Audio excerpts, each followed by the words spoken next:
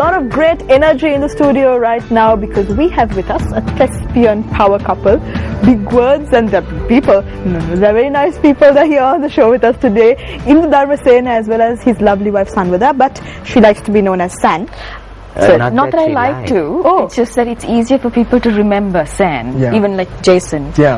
I first met her, I was like, your name's Robin, right? She's like, no, it's Sanvada. Totally off. But yeah, it is easier to remember. It's easy to remember San. I think everyone knows this because the first time Indu met me and I said my name is Sanvada and he was right? I mean, we weren't even.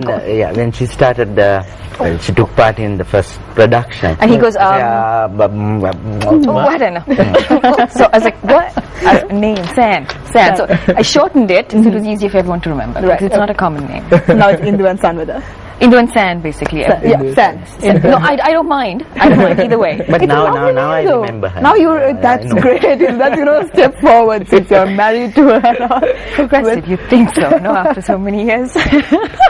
So first off, now you're here on the show because we wanted you here very badly, but you're also here to speak to us about a new production that's coming up in just a couple of weeks. Keeping up with the Pereiras. Keeping up with the Pereiras. Wow, that sounds so interesting. Tell me more. Just the title just got me hooked on. Well, I think practically everyone, whoever comes to see the show, should be able to relate to it. I see. Okay. It's about this couple, the Fernandos, where the wife is trying to keep up with her friends, who are the Pereiras, and who has the Silvas and the Mendizes on either side, who are the nosy neighbors. I see. And so it's all hell sort of breaks loose. And then there's this uncle who comes to unexpectedly comes to visit them. With all good intentions, you must say that. Yes. With a lot of goodies in his hand. He hit her hard he's a bit actually deaf, but he's in denial. and there's this dinner party that she's hosting for her friends from the Bollywood dancing class, her buddies, and she doesn't want the Mendizes or the Silvas to know about it because they have this habit of turning up whenever they are entertaining. Right. So they're trying to hide the fact that they are entertaining. Hence the reason why people can relate to it. Yes. And also they're waiting.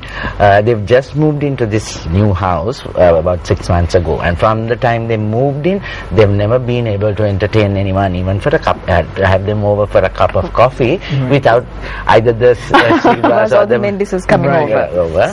So would you say this is like what inspired you exactly to write this script? Would you say that this is what day-to-day life in Sri Lanka is somewhat like? Well, actually, a friend of mine actually was relating this story about how it's based on true events. All my plays are most of the time, but it's bits and pieces put together. So when the audience comes in, they're going to be wondering, am I being portrayed on stage right now? Actually, I think that's why we keep getting these messages. Is it about me? Is it about our family? What have you done? Do you think should I bring people? No, the thing is this with Indu, when he writes a play, right, he always draws on things that happen around him or stories that people have told him, right? So that's how he draws his inspiration from. But it is not targeting a particular family or a particular person or fruit or flower, whichever way it goes, because he's making them a multifaceted role. So if it is about you, let's say, no offense. Oops. So let's say it's about you. It won't be Amaya. There will be maybe a bit of Jason in that character, maybe a bit of someone else in the character, whatever it is, So it's so multifaceted that whoever's watching, so even if you come to watch it, you won't think that it's you, so you won't get hurt. Yeah. Right? So he's no, actually, I don't. But you're secretly in the wings laughing. That's you. No, I don't know whether this is I'm closer to 60 plays I've written. But I always try not to hurt anyone. Yeah. Okay, you you can laugh with people but not at people. Yeah. So satire is just a way of Yes. having a laugh and also getting the message across at the Yes. same time. Keeping up with the career. So, San, can you tell me what role you'll be playing in this? In this Mrs. Fernando, his wife. play? So you're playing Mr. Fernando. Yeah, because less rehearsal time. Right. So, you're also directing this as well. Yeah. Yeah, well, from the very first play that I wrote, it has always been I write, produce, and direct. Yeah, I've always wanted to ask you this question. Like, how do you balance out? Like, again, acting is like obviously to you, you've done it for so long that you obviously know how to get into character like that. But when you first started off, producing, directing, acting, how do you maintain all of that and then getting your show done? I think it's just that from the very beginning I did it. Okay. See, my parents, I don't know, I've said it so many times, it might be boring, but my parents produced a movie, Right. and Titus Totavatta is the one who directed it. Okay. And they used to sit around our dining table discussing, because my mother wrote the story for the movie. Okay. So they used to sit around and discuss the script, etc. I was quite small at that time, so I used to sit on the staircase and listen to them, and actually that has helped me maybe write plays. And then of course Mrs. Yolanda Bevira, who is my guru, Right. and with the very first production that I took part was King and I was one of the children, the mini children. Oh. Many years later, when Yuvalan School produced King and I again with Samantha Bevira directing it, and I also helped her a bit, but I played the king in that. Right. So from one of the children I Was promoted to the king. Significantly promoted, I would say. yeah, but during that production, King and I, later on she became a principal of our St. Bridget's. Sister Thomas was the stage manager. Okay. And Mrs. Yolanda used to scream at her, "No, Sister Thomas, what are you doing? Like, can't you see that particular scene is written, so that's played apron stage, and the other thing is played on stage, so you have enough time to change the set." Okay. So actually that helped me, because now my I think current productions I try not to have set changes and stuff like that, but I still my earlier plays I always used to have a scene which used to happen on apron, and then another scene that happens on stage, so that there's enough time for a set change if necessary. Now even this play, there is like the going on at the Fernandos, then you cut to a spot with one of the neighbors telling their take on what they've seen happening. So Wow, so I guess you really have to be a part of the audience to experience all of that and really see some of the characters that may be very familiar to you in society there on stage.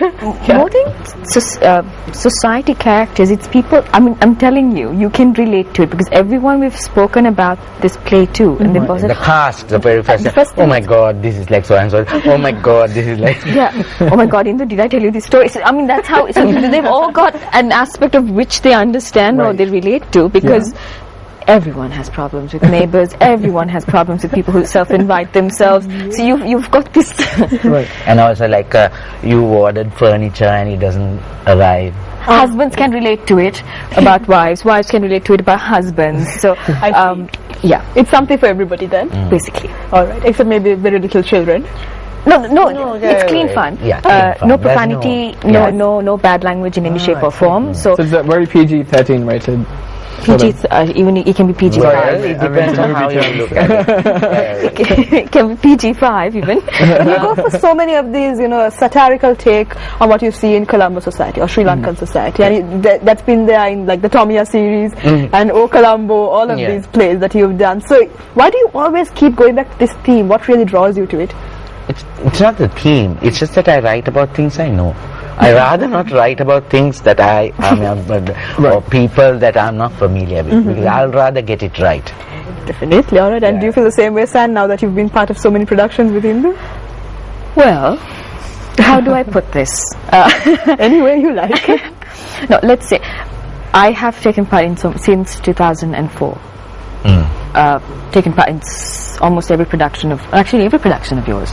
No, I think there was one or two that you but, Moving on, I started off as a dancer and I've progressively moved on, and it is nicer as an actor. Actually, the past couple of plays that Indu did this year was more of, I was not his significant other, which was superb. Because what happened was, for me, it's always, the girlfriend or the divorcee wife, or you've been separated, or the bickering wife. It's a normal thing that happens at home. I need something different, Variety is the spice of life. Right. Yes, thank you.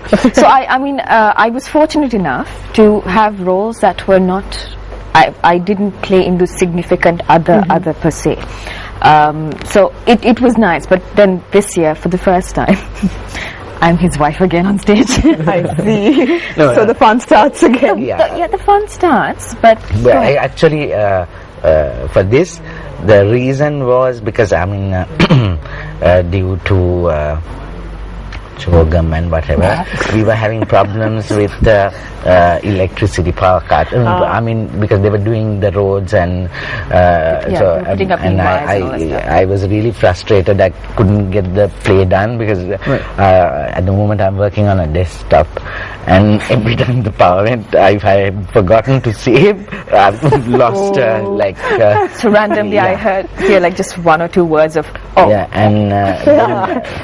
bleep, bleep, bleep. for about we had no power for quite a few days, the whole day, and it used to come in the night, and then by that time you're so tired you can't work in the night. If there is, you can't even sleep during the afternoon because it's hot and whatever. So as a result, anyway, we don't rehearse for very long because I believe anyone can act. It's just a case of letting go of your inhibitions. So even if an amateur came up to you and said, I'd like to act all the people I work with are people I have trained, and even Jehan Bastians, to direct, he was assisting me with St. Peter's. And that's how he so I quite a number of people are people that have gone, started with me and moved on. So I'm proud. So you've produced so many great other thespians as well who are working. And you have so many parallels with you at this time who are doing some great productions as well. There's Jerome, there's Jehan Aloysius. Oh, we're very happy about that. It's lovely. Jehan Aloysius actually I have never worked with him. Okay. Because he was at St. Joseph's, and Jerome used to direct St. Joseph's, and I used to direct St. Peter's. So a little bit of friendly rivalry, I'm very sure. And Jerome did the Holy Family, and I directed the St. Bridget's. And those schools were always coming into the finals, and finally they decided that Jerome and I couldn't help any schools, and they made us judges. See, so that's again a promotion. It's like from being the child to the king. Sure. But basically I find you have to peak for the production. So unlike kids who can go on maybe for months and whatever, people who work, they can make a commitment for about 2 weeks. Right. So every day we have rehearsals. That's why when you were asked to come for this also, I was a little because we had a rehearsal, we finished the rehearsal and came straight.